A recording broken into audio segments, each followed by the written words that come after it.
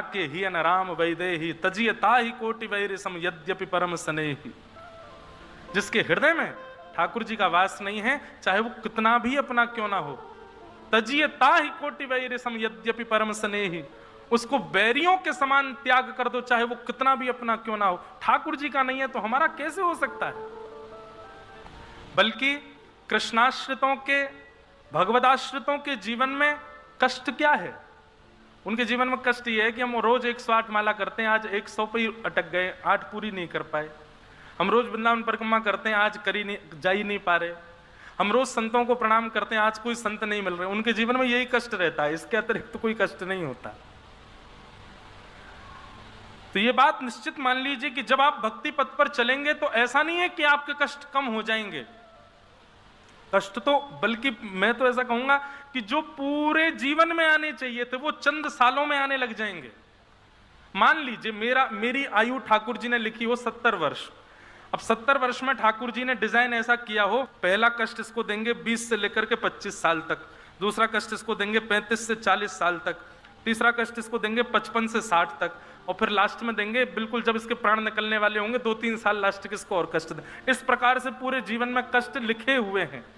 लेकिन मैं आ गया आध्यात्मिक पथ पर, भक्ति पथ पर, तो ठाकुर जी क्या करते हैं, खंड खंड खंड में जो कष्ट मिलने वाले थे उन सबको एक ही कर देते हैं, लो एक बार में ही भोगो।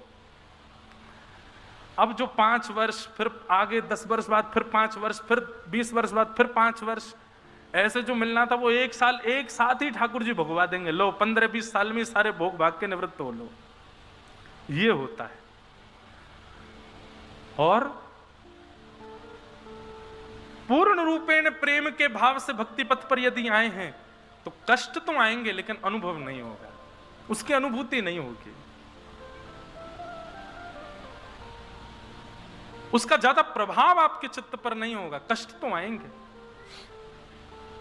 तो इसलिए तापत्रय विनाशाय, ठाकुर जी तापों का विनाश नहीं करते हैं, तापों से होने वाली हमारे ऊपर प्रभावों का विनाश करते हैं, वो प्रभाव नष्ट हो जाता है।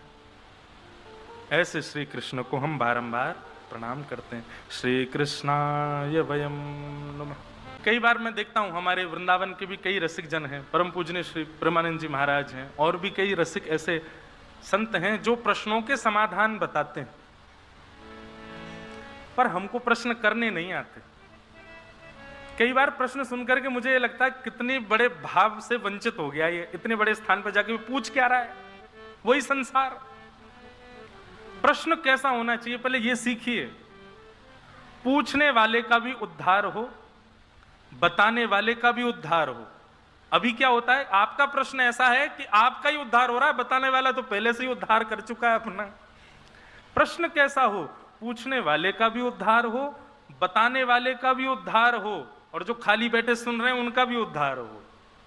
तीनों के उद्धार की भावना से प्रश्न होना चाहिए। और ऐसा प्रश्न केवल एक ही है, क्या? कृष्ण प्राप्ति करम शाश्वत। शाश्वत श्री कृष्ण की प्राप्ति कैसे हो, ये मार्ग हमको बताओ। और श्रेयशाम यद भवे श्रेय, यहां पर सूत जी महाराज कहते हैं, सौनकादि ऋषि कहते हैं, श्रेष्ठ से श्रेष्ठ, पवित्र से पवित्र और जल्दी से जल्दी भगवत प्राप्ति कैसे होगी, कृष्ण की प्राप्ति कैसे होगी, वो मार्ग हमको बताइए। कितना अच्छा प्रश्न है। बस ये एक ही प्रश्न में पूरी भागवत की कथा सुनाई है। सोचो, प्रश्न ऐसा हो जो पूरे ग्रंथ का निर्माण करवा दे।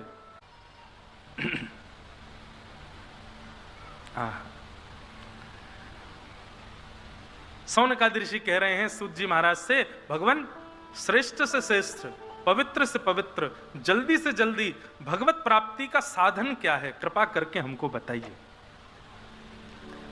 सूत जी महाराज ने जैसे ही प्रश्न सुना, प्रश्न सुनते ही सूत जी महाराज परम आनंदित हो गए, और आनंदित होते ही कहते हैं कि कालव्यालम खग्रास त्रास निर्णास हेतवे श्रीमद् भागवतम शास्त्रम कलो कीरेण भाषितम। बहुत ध्यान से सुनिएगा। सौनकादि ऋषि कहते हैं, काल रूपी व्याल, व्याल कहते हैं सर्प को, उस सर्प के मुख में हम आप सब लोग किस भांति हैं? बोले ग्रास के भांति। ग्रास कहते हैं भोजन को। काल यानी कि समय रूपी सर्प के मुख में हम सब भोजन के भांति बैठे हैं। बस ये समझ लो अभी तक हम जीवित क्यों हैं? क्योंकि हमारे समय रूपी व्याल का पेट भरा हुआ है। जिस दिन उसको भूख लग आई उसी दिन हमको खा जाएगा, हमारी मृत्यु हो जाएगी। मृत्यु का मतलब क्या है? उस फलाने व्यक्ति की मृत्यु हुई मतलब उसके समय रूपी व्याल को भूख लगी, उसने पा लिया। हम लोग जीवित बैठे मतलब हमारा समय रूपी व्याल अभी भी उसका पेट भरा हुआ है। तो ये बात तो सिद्ध है कि व्याल को भूख तो एक दिन लगनी है। बहुत सावधानी से सुनिएगा, सावधानी हटी तो दुर्घटना घट जाएगी। यहाँ पे ये बहुत बढ़िया प्रसंग चल रहे हैं, ये अगर निकल गए ना कान से कहीं और तो फिर बहुत बड़े भाव से वंचित रहोगे, इसलिए सावधानी से सुनो। काल रूपी व्याल को भूख तो लगेगी, आज नहीं तो कल लगेगी। कल नहीं तो हो सकता आज रात को ही लग आवे, और ये भी हो सकता है 1 घंटे बाद ही लग आवे। कभी भी लग सकती है उसको भूख। और जैसे भूख लगेगी हमारा गोविंदाय नमो नमः, तो उसको भूख लगे उससे पहले पहले भगवत प्राप्ति हमको करनी है। भागवत में एक ये नया सिद्धांत है। अभी तक हमको ये सिद्धांत पता था कि मृत्यु के बाद हमको ठाकुर जी से मिलना है, लेकिन नहीं, भागवत का सिद्धांत है कि मृत्यु आए उससे पहले पहले ठाकुर जी से मिलना है, उससे पहले पहले ठाकुर जी का अनुभव करना है। मृत्यु के बाद की प्रतीक्षा मत करो, मृत्यु आवे तब मिलेंगे ठाकुर जी से। हर क्षण अंतिम हो सकता है, उससे पहले पहले भगवत प्राप्ति कर लो। और वो भगवत प्राप्ति कैसे होगी? बोले श्रीमद् भागवतम शास्त्रम। ये भागवत रूपी जो शास्त्र है ना, इस शास्त्र में जितने भाव बताए गए हैं, जितने मार्ग बताए गए हैं, जितने रूप अनुरूप बताए गए हैं, उन सबका पालन करना प्रारंभ कर दो बस, और कुछ नहीं करना, कृष्ण प्राप्ति हो जाएगी। बहुत सरल और सहज उपाय।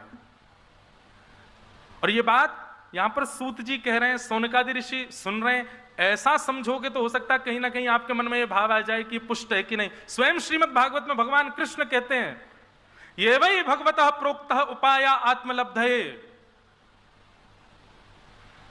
उद्धव, मेरी प्राप्ति यदि करनी है तो मेरी प्राप्ति के बताए गए जो उपाय हैं, उन्हीं उपायों का नाम श्रीमद् भागवत है। उन उपायों पर अंजह पुंसाम विदुषाम, आंख बंद करके चलने लग जाओ उस उपाय पर, मेरी प्राप्ति तुमको हो जाएगी, उस पर कोई संशय नहीं है। तो बंधुओं, कृष्ण प्राप्ति का प्रश्न पूछा है, उत्तर में सूत जी कह रहे हैं श्रीमद् भागवत शास्त्र में जितने भी मार्ग बताए, जितने भी भाव बताए, जितनी भी अवस्थाएं व्यवस्थाएं नियम कानून बताए गए, उन सब का पालन करना प्रारंभ कर दो, श्री कृष्ण प्राप्ति हो जाएगी, निश्चित है। बोले अच्छा, तो एक बार की कथा सुनने से काम चल जाएगा? श्रीमद् भागवत में कहते हैं, मोहर हो रसिका भुवि भावुका, मोहर हो। बोले जब तक कृष्ण प्राप्ति ना हो जाए तब तक समझो कि अधूरे हो, तब तक करते रहो करते रहो करते रहो करते रहो। यही सभा ऐसी है जो सभा कृष्ण से मिलाएगी, जो सभा कृष्ण का दर्शन कराएगी, साक्षात अनुभव कराएगी। कृष्ण प्राप्ति करम शश्वत साधनम तद्वदाधुना। तो श्रीमद् भागवत ऐसा ग्रंथ है